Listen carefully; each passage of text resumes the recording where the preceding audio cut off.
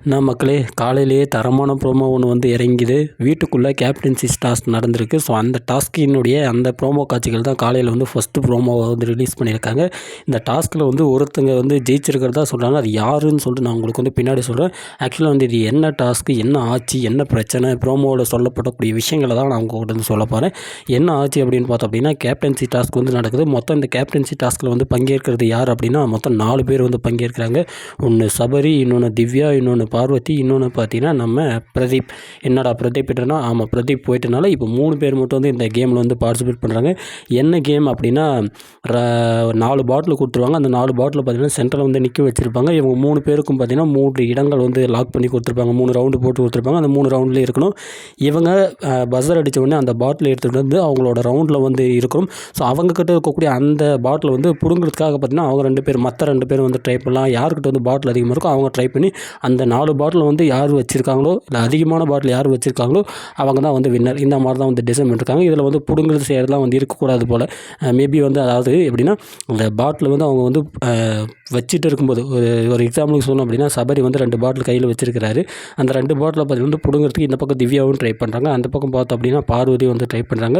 So அந்த இடத்துல வந்து இவங்க வந்து பிடுங்க ட்ரை பண்ணலாம். பட் வந்து அந்த சைடில் ஆப்போசிட்டில் இருக்கக்கூடிய நபர் பார்த்தீங்கன்னா அவர் வந்து கையில் பிடிச்சி தள்ளலாம் கூடாது.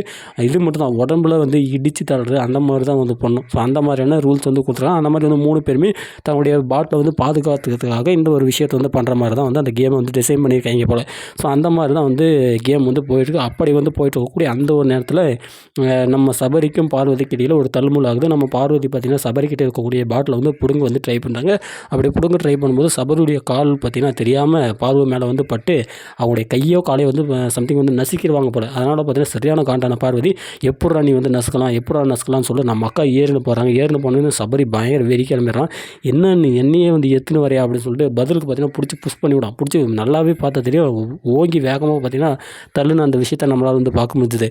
நீங்கள் எல்லோரும் வந்து இதுக்கு முன்னாடி ஒரு டாஸ்க் ஒன்று நடக்கும்போது நம்ம விகாஸுக்கும் நம்ம விக்ரமுக்கும் பார்வதிக்கு இதே மாதிரியான ஒரு ஃபைட்டு தான் வந்திருக்கும். விகாஸ் விக்ரம் பார்த்தீங்கன்னா சாதாரணமாக வந்து பார்வதி பிடிச்சி தள்ளி விடுவார். ஏப்பா அப்படின்ற மாதிரி பார்த்தீங்கன்னா சாதாரணமாக தள்ளி விடுவார். அதே மாதிரி அதோட இன்னும் கொஞ்சம் பூஸ்ட் பண்ண மாதிரி பார்த்தீங்கன்னா சபரி அவர்கள் பார்வை மேலே வந்து கையை வச்சுட்டாரு. பயங்கரமாக இருந்தது. ப்ரோமோ பார்க்கும்போது கண்டிப்பாக வந்து சரியான காட்சிகள் வந்து இருக்குது.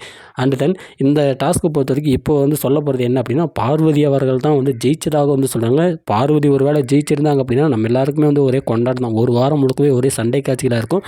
மற்றவங்க கேப்டனாக இருக்கும்போது நம்ம பார்வதி வந்து என்னென்ன வேட்டைகள் பண்ணாங்க, என்னென்ன சேட்டைகள் பண்ணாங்க நம்ம எல்லாருக்குமே தெரியும். இன்றைக்கி இவங்க கேப்டன் தானே, மற்றவங்க சும்மா இருப்பாங்களா? வாடி மவளை, மாட்டிட்டி அடி மவளை, இருடி உன்னை பிச்சு பேன் பாத்திரண்டி அப்படின்னு சொல்லிட்டு எல்லாரும் பார்த்தீங்கன்னா இவளை வந்து போட்டு அடின்னு அடிக்க ஆரம்பிச்சிடுவாங்க. ஸோ அந்த மாதிரியான காட்சிகள்லாம் வந்து நிறையவே வந்து ஒருவேளை இவங்க கேப்டனாக வந்து இருக்கும். பெரும்பாலும் சொல்லக்கூடிய தகவல்கள் என்ன அப்படின்னா, பார்வதி அவர்கள் தான் வந்து கேப்டனாக சொல்கிறாங்க.